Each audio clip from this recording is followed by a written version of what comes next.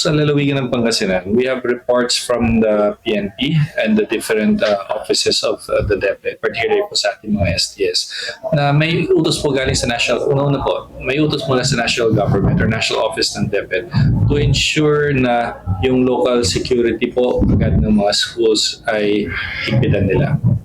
So, ibig sabihin po, yung mga nababasa po natin sa social media, tulad nung minsan na nag-inspect po sa Cagayan, na may mga nakita po ng mga patalim, mga makeshift na mga weapons. I believe nagkaroon din po ng incident dito sa Dagupan po yata, na may mga nakita ng mga patalim or mga bagay na pwedeng maging mga delikado or mga dangerous weapons. Yun po ngayon yung mga activities that are being initiated by the different academic institutions, particularly ating mga parallel po dito. As far as the police is concerned, hindi po kasi pwedeng directly na makialam ang ating mga kapulisan pagdating po dun sa peace and order and security within the actual schools.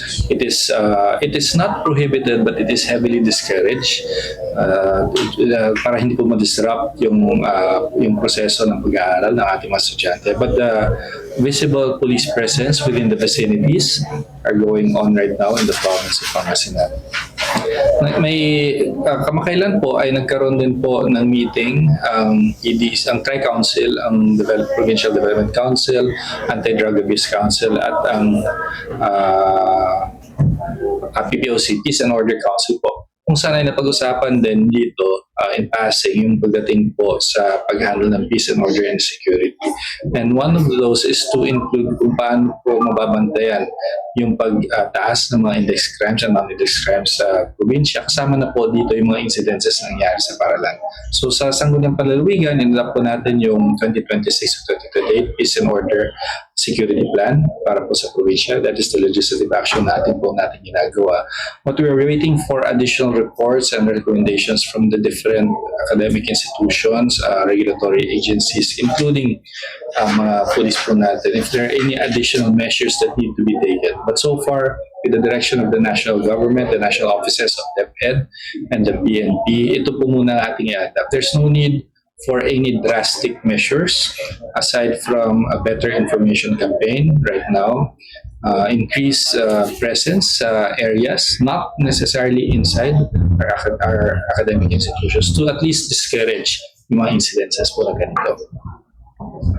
Vice, meron po ba tayong plan po na mag-implement or magkaroon po ng batas po natin ordinansa to regulate or pang-power po yung cellphone, social media sa schools? Well, napag-uusapan po yan. It's like something na ginawa po ng isang LGU. So I believe an executive order po yata na binasa ng local chief executive.